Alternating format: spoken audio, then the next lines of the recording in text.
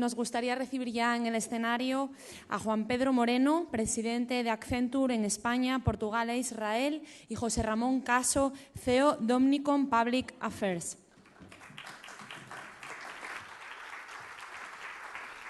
Bueno, muchas gracias a todos. Esto que iba a ser un diálogo a tres se queda en un diálogo a dos. Y os voy a pedir un esfuerzo, que es que intentemos reconectar mentalmente con la ponencia brillante de Emilio Lamo de Espinosa, porque nos tocaba hablar de globalización y sus consecuencias en el mundo y en España. Y me gustaría, Juan Pedro, desde tu cualificadísimo observatorio, no solo de lo que pasa en España, sino de lo que pasa en el mundo, una primera cuestión. En los últimos tiempos venimos oyendo mucho que se pone en cuestión la globalización, por diversas razones. Muchas veces son las personas que se sienten desplazadas por los fenómenos de la deslocalización, sectores. Y últimamente tenemos este recrudecimiento de unas ciertas, yo no diré guerras, sino guerrillas comerciales, ¿no? Estados Unidos, China, la Unión Europea, problemas arancelarios. Visto lo que nos contaba Emilio Lamo sobre las tendencias estructurales de fondo, demográficas y de contagio de la tecnología, ¿tú crees que todos estos cuestionamientos de la globalización son estructurales o son puramente coyunturales? Bueno, antes que nada, muchísimas gracias por invitarme y pediros disculpas por haber tenido que cambiar la agenda por un problema personal que me ha surgido esta mañana. Bueno, a mí me gustaría casi un poco dar un paso atrás y dar un poco de contexto aquí, ¿no? O sea, yo creo que parte de lo que nos está pasando no tiene que ver con ese cambio profundo que se está dando en la sociedad y en la economía, sino más bien con la velocidad a la que ocurre, ¿no? Es decir, esto que llamo yo siempre el vértigo digital, ¿no? Lo digo porque he aprendido este fin de semana una cosa muy interesante que quiero compartir aquí con todo el mundo, ¿no? Es decir, vivimos en los tiempos donde parece que el cambio climático es una cosa que nos viene encima como una ola imparable, ¿no? Pues este fin de semana he tenido la oportunidad, que no había estado nunca, de ir a las cuevas de Altamira y he aprendido pues, con mucha humildad que en los últimos 200.000 años, cada 13.000, se ha producido una subida vertiginosa de las temperaturas y luego una bajada vertiginosa de las temperaturas, más o menos cada 13.000 años, ¿no? Y que ahora pues, no estamos más que justo otra vez en una ola de crecimiento que durará más o menos 13.000. Pero que no es algo ni que ocurre mañana por la mañana ni que no haya pasado nunca antes, ¿no? Entonces yo creo que en la sociedad hemos perdido gran parte de ese contexto, ¿no? Quizá porque hay demasiada información disponible, quizá porque toda esa información está cada vez menos contrastada, quizá porque reflexionamos menos, ¿no? Y en el comercio pasa un poquito de lo mismo, ¿no? Es decir, los que seáis economistas como yo, pues todos recordaréis que hemos estudiado cuánto se tardaba una ronda de comercio internacional. Pues 5 años, 7, 20. ¿Qué pasa? Que es que ahora no hay rondas, ¿no? Porque hemos pensado que ya se había llegado a un límite donde no había nada nuevo que discutir.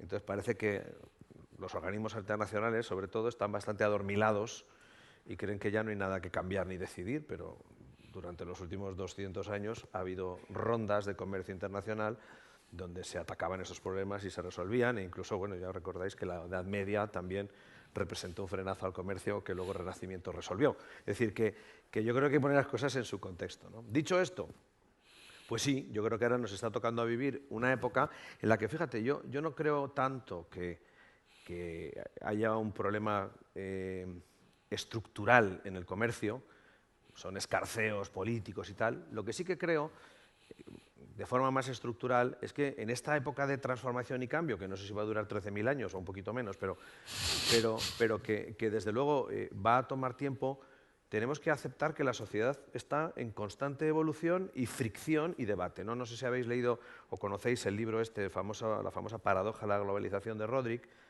donde él lo que plantea, en realidad, y yo soy un firme creyente de esto, es que estamos viviendo una fricción como las placas tectónicas de la Tierra en su evolución, en el que hay tres modelos que luchan y que friccionan constantemente, ¿no? Y sabéis que la teoría esta de Rodrik lo que viene a decir es que no pueden subsistir con éxito simultáneamente la democracia, el Estado y la economía globalizada. Esto es lo que viene a decir.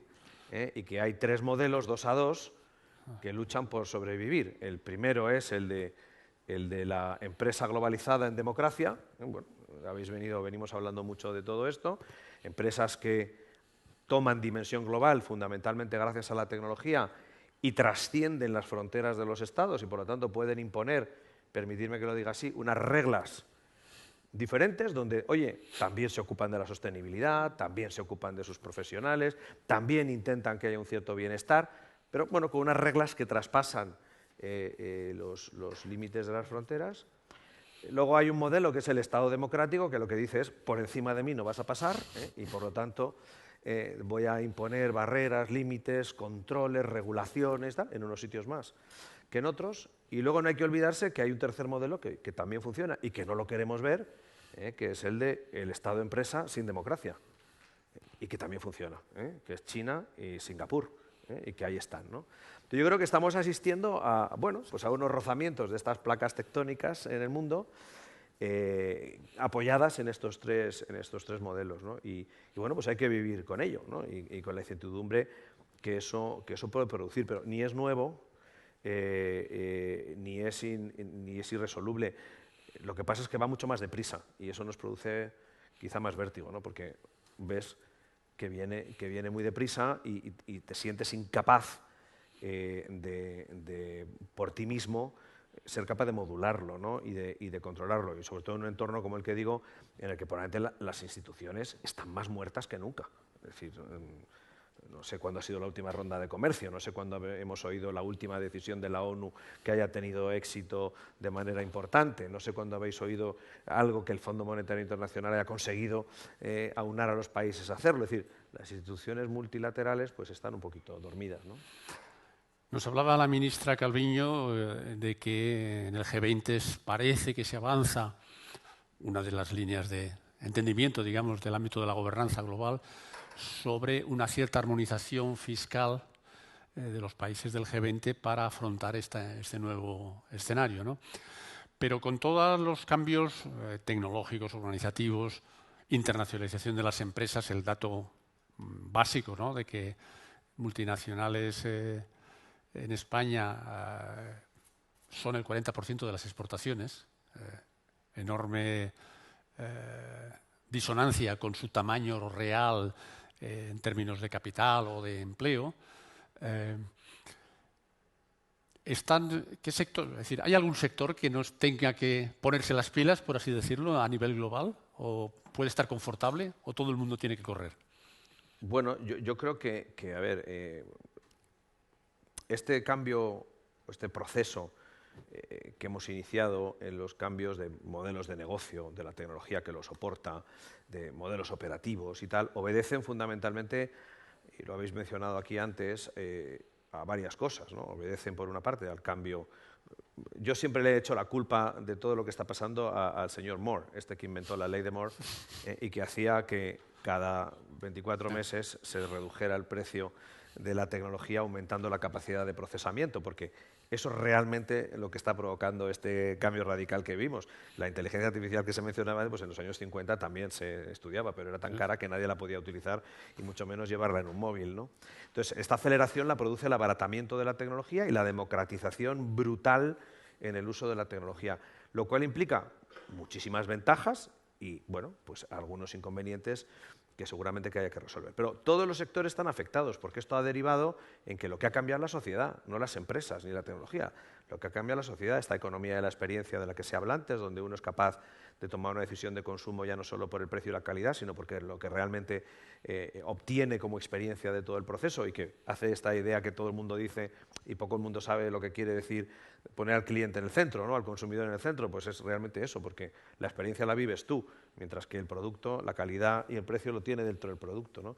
Bueno, pues todo ese cambio hace que todos los sectores, absolutamente todos los sectores, estén sometidos a transformación. Nosotros en un informe recientemente que hemos estudiado, que hemos realizado, pues nos sale que casi prácticamente el 71% de todas las industrias están amenazadas con la disrupción, ¿no? Y en el caso concreto de España, pues el 84% del IBEX están en sectores, con la excepción de Grifols, que parece casi una isla en el tema de la disrupción, pues casi todas las empresas de tamaño importante y las pequeñas también, pues están expuestas a esta transformación. O sea, yo creo que es una revolución que no es empresarial, es de la sociedad y por lo tanto pues tienes que seguir a la sociedad. Y en esta transformación brutal, acelerada, se puede hablar de que, y vamos a bajar concretamente a España, se puede hablar de que hay sectores losers, hay sectores que van a perder, hay sectores, con comillas, en riesgo de extinción como los dinosaurios. No, yo creo que sectores losers o en riesgo de extinción no hay. Lo que hay es muchas empresas en riesgo de extinción. Al contrario, los sectores, yo creo que cada vez aparecen sectores nuevos, ¿no? Cada vez aparecen negocios nuevos, áreas de actuación nuevas que antes, por falta de tecnología, por falta de conocimiento, por falta de capacidad para llegar hasta el consumidor, pues no existían, ¿no?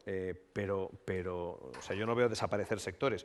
Lo que sí que veo es desaparecer empresas que no son capaces de adaptarse en esos nuevos sectores. No es nada nuevo, ¿no? Es decir, los famosísimos ejemplos que conocéis todos, ¿no? De dónde queda Blockbuster, dónde quedan las cámaras de fotos.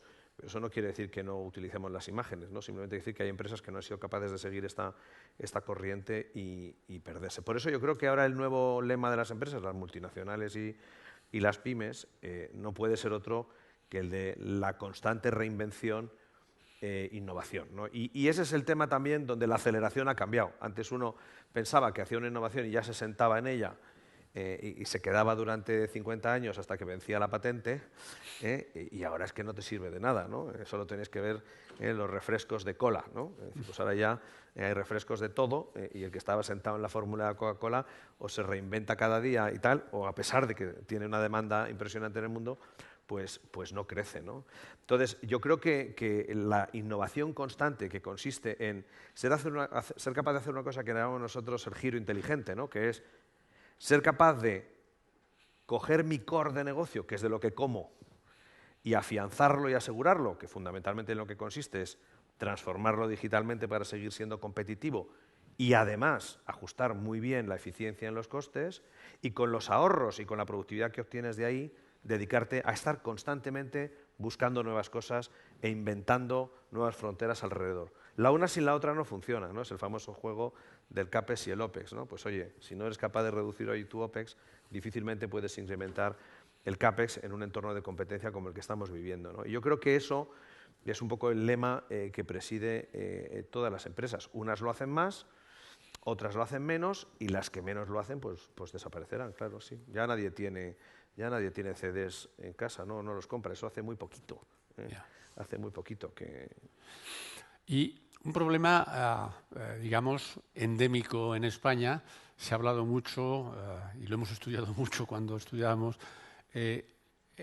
la diferencia estructura empresarial española contra otros países, digamos, en este mundo globalizado de tamaño medio. Es decir, tenemos una serie de grandes empresas de origen español o multinacionales que están afincadas en España, con comillas, que lo hacemos bien, estamos preocupados por innovar, mejorar, pero probablemente no tenemos ese tejido, salvo en algún sector, como antes se hablaba, de gran éxito, como el de componentes auxiliar del automóvil, que han logrado internacionalizarse, pero ya no se puede hablar de que sean Mittelempresas a la alemana, sino que ya se han convertido en grandes empresas, pero tenemos un montón de pequeñas empresas que les cuesta Dios y ayuda en entender siquiera los conceptos necesarios para ponerse al día, ¿no? Y para mejorar en productividad. Entonces, ¿cómo resolvemos que tenemos un segmento pequeño, muy productivo, muy competente en España, muy eficiente, con mucho talento, que sale, que vende, que exporta internacionalmente y que está preparado para la competencia,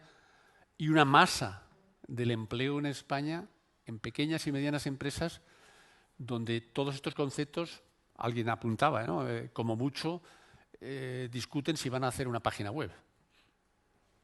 Bueno, yo primero estoy súper orgulloso del tejido industrial y empresarial español, ¿no? O sea, yo creo que no solo hay grandes multinacionales españolas que lideran muchos mercados, en la construcción, en la automoción, en el turismo y el transporte, en el retail y las manufacturas de textiles, por ejemplo, ¿no? O O sea que las empresas españolas están muy a nivel, las grandes sobre todo, están muy a nivel y lideran y definen, por no hablar de la banca, que también, a pesar de que es un sector ahora que está menos de moda, lideran los rankings mundiales de innovación, productividad, eficiencia y así les ha ido de bien, ¿no?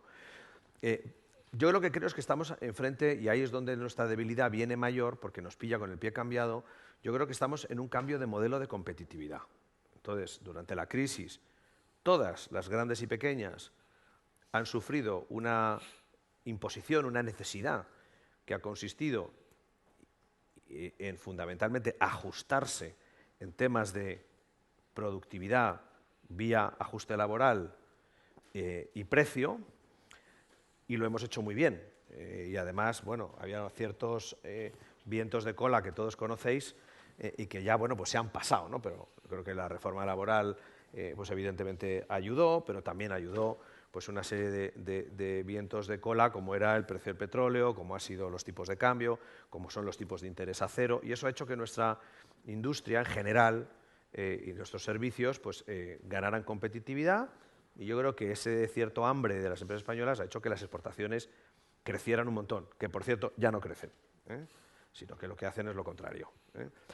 Pero ahora la ola de competitividad es otra. O sea, ahora no vale ser barato y de calidad. Ahora hay que ser diferencial, hay que ser hiperpersonalizado, hay que utilizar las herramientas de alcance para llegar allí donde está el consumidor por las nuevas vías. Hay que estar constantemente innovando. Y ahí es donde nos ha pillado el pie cambiado.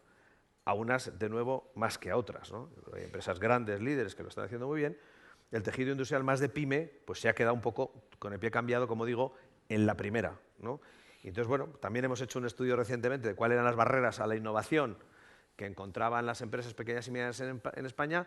Y bueno, pues parece curioso que el primero no es la falta de capital, que es lo que uno se pensaría, ¿no? La falta de financiación, porque bueno, no hace falta recordar que los tipos de interés están al 0% y que ahora las empresas lo que están es reduciendo su endeudamiento y no creciéndolo, ¿no? El principal elemento era la preparación del empresario. Esa era la principal barrera que aparecía, es la preparación del empresario para transformar su negocio, para creer que necesita hacer esa transformación y sin ella se va a quedar fuera, o la inercia que le está empujando. Y esa era la variable número uno para el tema. Dicho esto, pues hombre, España está todavía no hemos alcanzado en innovación, en el gasto de I+D+I, no hemos llegado todavía a alcanzar lo que hacíamos en el 2007. O sea, que es que ahora estamos muy focalizados en otra cosa, como bien sabéis, pero no en esto, ¿no? Entonces yo creo que la estructura también de la arquitectura que facilita la transformación de los negocios que tenemos ahora, pues no es muy positiva, ¿no? Es decir, tenemos aquí a los vecinos portugueses que se han puesto las pilas rápidamente en temas fiscales, en temas de importación de talento, en temas de infraestructura, no técnica, sino de infraestructura financiera y social, y hay una ebullición de innovación. Hoy Lisboa es la quinta capital del mundo, si no recuerdo mal, en atracción de la innovación y el talento. Eso aquí no ha pasado. No tenemos ni una ley de mecenazgo todavía que permita convenientemente apoyar a las universidades o apoyar a investigadores y no pagar impuestos por ellos porque estás ayudando a la sociedad. No tenemos una infraestructura de capital que permita a los bancos. El 70% de los bancos renuncian a financiar proyectos en el que el principal activo es intangible. Bueno, pues eso es algo también que hay que revisar, porque cuando tú intentas innovar, pues evidentemente no tienes un edificio que hipotecar, lo que tienes es una gran idea que desarrollar. Entonces, yo creo que no hay infraestructura, España no es el destino más favorito, a pesar de que en Google hayáis encontrado proyectos porque el talento español es buenísimo, España no es el país favorito de los venture capital a traer dinero. Pues lo ponen en sitios donde la infraestructura de capital les ayuda y les beneficia, ¿no? Yo, que entrevisto muchas startups todas las semanas, la primera pregunta que me hacen es ¿cuándo nos vais a ayudar a irnos a Estados Unidos? O sea, no me preguntan cómo hacer que su producto se venda en España o cómo ser capaces de crecer aquí. O sea, su pregunta es, oye, y si hablando con Accenture conseguimos llegar a un acuerdo, ¿cuándo nos vais a llevar a Estados Unidos? ¿No? Por algo será, por algo será.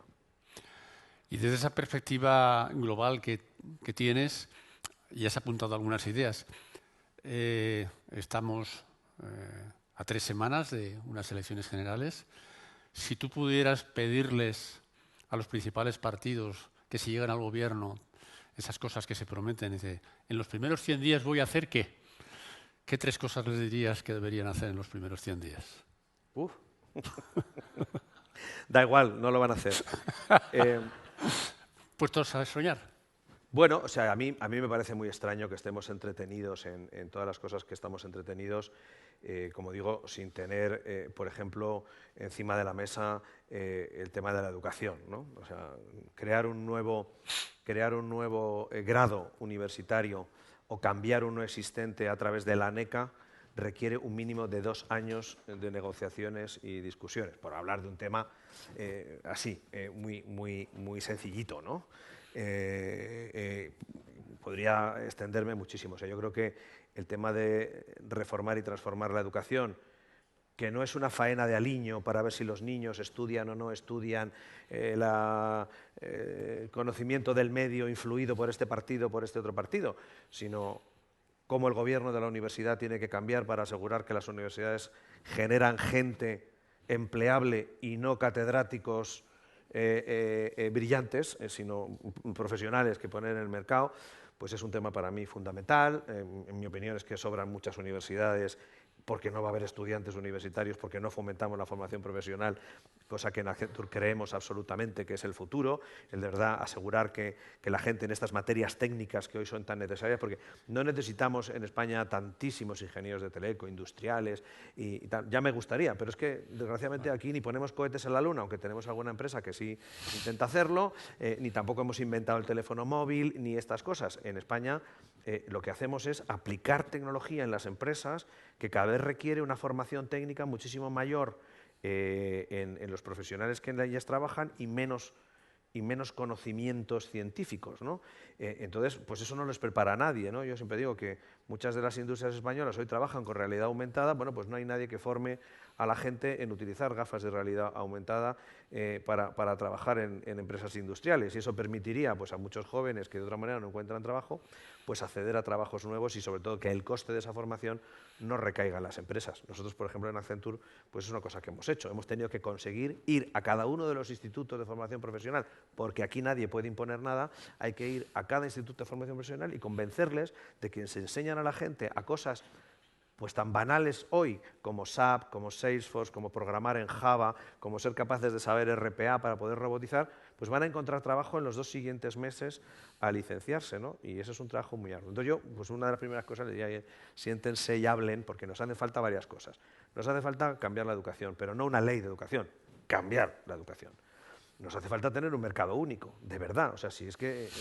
¿por qué la gente se quiere ir a Estados Unidos? Pues porque así accede a 350 millones de clientes, de consumidores potenciales, aparte de que tengan más capital, ¿no? Y aquí, pues es que casi solo puedes acceder a los de tu provincia, ¿no?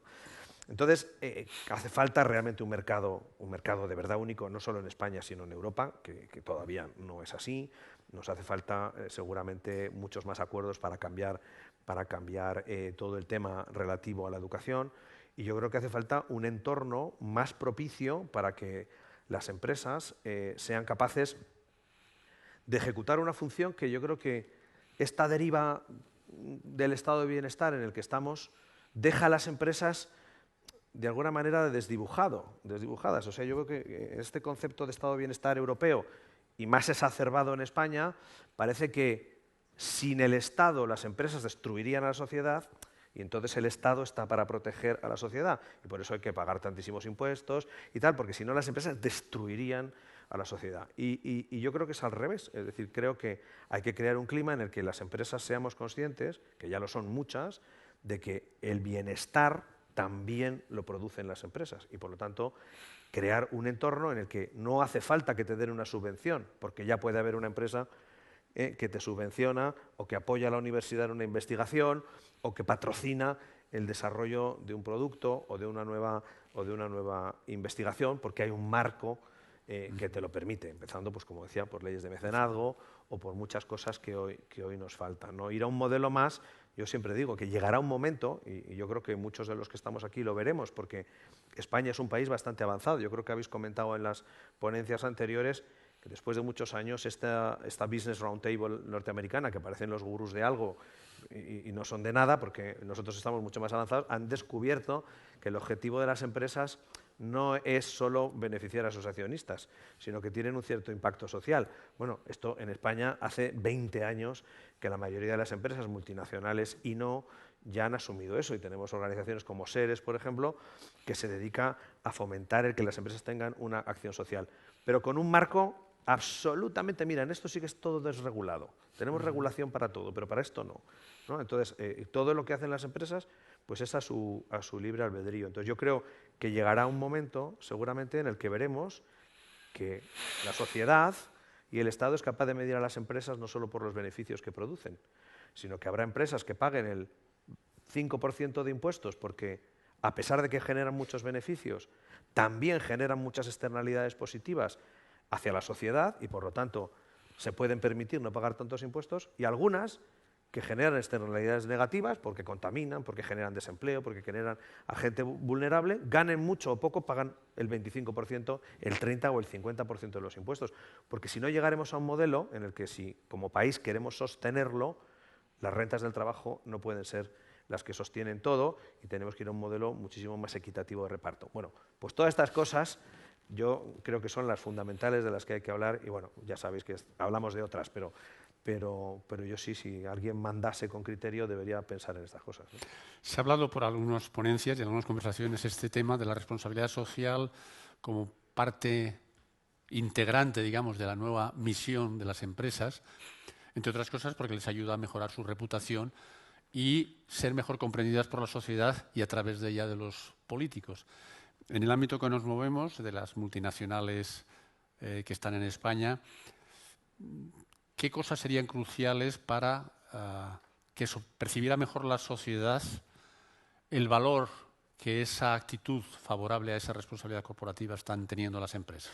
Pues fíjate, yo creo que aquí también está pasando lo que decía antes, al revés, que no es que las empresas tengamos que hacer algo para que nos perciban, es que es la propia sociedad la que nos está exigiendo que hagamos determinadas cosas, ¿no? Yo digo, en Accenture contratamos al año entre 2.000 y 3.000 personas. Bueno, pues evidentemente la gente, cuando les contratas a los jóvenes, siguen preguntando cuánto van a ganar, obviamente, ¿no? Pero la segunda pregunta que te hacen ya no es ¿y a dónde me vas a mandar? ¿A qué país? Entonces dicen, no, yo quiero saber muy bien cuál es el propósito de esta compañía, ¿no? Y quiero saber muy bien qué contribución social tenéis, y quiero saber muy bien si respetáis o no la diversidad en la empresa, y cuántas mujeres tenéis. Es decir, que la sociedad está empezando a apreciar todo esto que, en un lenguaje común, las Naciones Unidas han dado a llamar los Objetivos de Desarrollo Sostenible, es decir, cuál es el compromiso de las compañías. Y yo creo que un país como España, la verdad que estamos bien en esto. La mayoría de las empresas empiezan a asumir dentro de sus objetivos estratégicos el contribuir a los objetivos de desarrollo sostenible, ¿no? Yo creo que eso es muy importante, aunque recientemente, en esta reunión que se ha hecho en la ONU, pues también se ha publicado un estudio en el que solamente el 48% de las empresas en el mundo considera que está haciendo cosas para contribuir a los objetivos de desarrollo sostenible, ¿no? Y solo el 21% de los CEOs están convencidos de que en su estrategia deben meter la sostenibilidad. Pero no es el caso de España. En el caso de España hay un avance y una sensibilización importante. Entonces yo creo que más que qué hacemos para ser visibles en las empresas haciendo esto, es que en el día a día, en cada cosa, en tu producto, o sea, yo creo que vivimos, y a lo mejor me enrollo mucho, me puedes cortar si quieres, pero vivimos en una sociedad un pelín anestesiada, ¿no? Donde se nos ha olvidado que el trabajador puede decidir si trabaja o no trabaja, está contento o no está contento, el consumidor puede decidir si te compra el producto a ti o se lo compra al de al lado, y puede decir no solamente votando, o sea, es que hay muchas más cosas que tú haces cada mañana. Entonces, si conoces una empresa que resulta que no es sostenible, que no contribuye a los objetivos que a ti te parece que sean razonables, pues tienes una capacidad enorme, no esperes a que la regulen.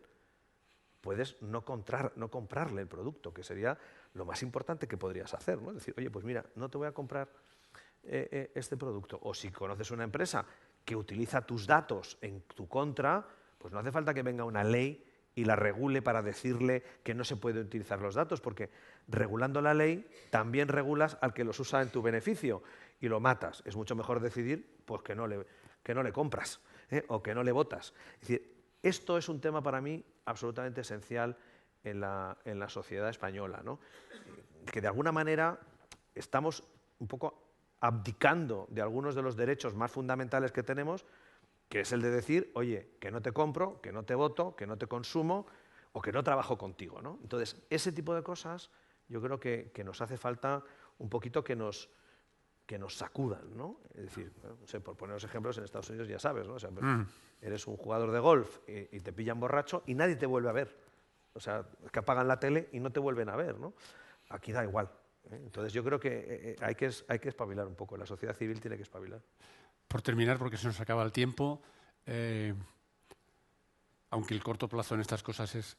El año que viene, si estamos aquí sentados, dirás, ¿este año ha sido bueno? Pues mira, yo creo que estamos viviendo en parte, o sea, que la economía global se está desacelerando es un hecho, ¿no? Por primera vez en la historia, desde que se tienen datos, el comercio internacional ha crecido menos o está creciendo menos que el propio PIB mundial, ¿no? Bueno, esto nos da una idea de que efectivamente, como diría mi jefe, pues ya no hay un día soleado. No quiere decir que haya llegado una glaciación, pero oye, que hay nubes y se puede poner a llover, ¿no? Entonces yo creo que vivimos una época quizá de más crisis de expectativas que de realidad. A mí me ha resultado curioso una paradoja, si leéis, el Círculo de Empresarios hace periódicamente una encuesta entre los empresarios, de 400 o 500 empresarios, sobre clima económico y tal, ¿no? Y es muy curioso porque tiene dos partes, ¿no? La primera le pregunta a los empresarios, oiga, ¿usted qué, va a ser un año bueno o malo, ¿no? Y los empresarios dicen, fatal. Va a ser nefasto, o sea, esto es un horror, todo se cae, va cuesta abajo, nada va a funcionar. Y tal. Y luego, ¿y a usted cómo le va? Dice, no, a mí es fenomenal. A mí muy bien. Yo estoy vendiendo, mi demanda sigue alta, no tengo problema, ¿no? Lo que te habla de que hay una crisis de expectativas, por un lado, bueno, yo creo que lógica de explicar, no sabemos, los que trabajan en la automoción ya no saben si fabricar o cerrar. Los que trabajan en el sector de industrias básicas como la electricidad, pues tampoco saben qué les va a pasar, si hay que apagar las nucleares o cerrar el carbón, o sea, no saben muy bien tampoco hacia dónde tienen que ir. Las tecnológicas pues no saben qué impuestos van a pagar, es decir, hay un entorno, bueno, pues de una cierta incertidumbre que es razonable, ¿no? Y todo el mundo pues tiende a decir, oye, voy a pensarme un poco más. Nosotros desde donde lo vemos, no vemos que haya una desaceleración, digo, en mi sector, o por lo menos para nosotros como empresa, no nos compran menos. Lo que pasa es que compran otras cosas, se compran otras cosas. Entonces, nos compran lo mismo, pero de otra cosa. Venimos de un periodo en el que fundamentalmente nuestros clientes estaban focalizados en innovar, crecer y desarrollarse para ganar cuota de mercado, con grandes inversiones en transformación, pero más pensando en el lado del crecimiento y los ingresos, y ahora sí que vemos una tendencia clara hacia una época más de autoprotección, cómo poner en valor las inversiones que he hecho y que los business cases realmente produzcan resultados, cómo trasladar realmente todas las inversiones que he hecho a que mi productividad sea mayor, cómo puedo ahorrar costes si es el caso que lo puedo hacer, con migraciones a cloud, con la utilización de robótica, es decir, la utilización sobre todo de las tecnologías digitales. Ahora cada vez también hemos vivido la época del cliente, ¿no? Donde todo era para el cliente y por lo tanto pues hemos asistido a toda esta revolución de las webs, las apps y tal, y ahora toda esa tecnología se vuelve hacia tus propias tripas, a decir, bueno, ¿y cómo puedo producir más rápido, más barato, de manera más eficiente? Yo creo, bueno, como va a acabar Miguel Ángel y os lo va a contar seguramente, pues en ese contexto lo que emerge es la industria X.0, ¿no? Es decir, oye, ¿cómo ser capaz de que mis procesos industriales se contagien de toda esa transformación y de esta revolución tecnológica y ser capaz de innovar, sí, crear productos y servicios nuevos, pero también ser capaces de hacerlos de una manera muchísimo más productiva, porque en este entorno, digamos, de incertidumbre internacional, Está claro que hay muchos valores de compra, como el que decía yo antes, ¿no? La experiencia, pero se da por sentado que eres competitivo. O sea, si no eres competitivo ya lo demás no existe, pero es que eso ya se da por sentado que lo vas a ser, ¿no? Y ese es un poco el reto que nosotros vemos. Entonces, ¿va a ser un mal año, un buen año? Pues los datos apuntan a que el crecimiento de España va a seguir estando en el entorno de los topes máximos europeos. Se contagiará, obviamente, de cosas que están por pasar. Hay que ver qué le pasa a Alemania, que es uno de los principales clientes de España. Pues hay que ver qué le pasa a Alemania, hay que ver el Brexit en qué acaba. Yo soy de la opinión de que los ingleses, nuestros colegas ingleses, no han perdido nada en 700 años y por lo tanto no van a perder ahora tampoco. Entonces, pues ya veremos. Habrá otra prórroga de la conversación de la cosa. Pero no perderán nada, pero bueno, está por ver. O sea, hay muchas incertidumbres alrededor de todo eso, pero yo creo que España, por lo menos tenemos la buena noticia de que a pesar de las incertidumbres políticas en las que estamos inmersos, pues parece que la inercia de la máquina sigue funcionando a menor ritmo, eso es verdad, pero tampoco parece que vaya a haber una crisis monumental, ¿no? Pues con este mensaje positivo, cauteloso, terminamos. Muchas gracias. A ustedes.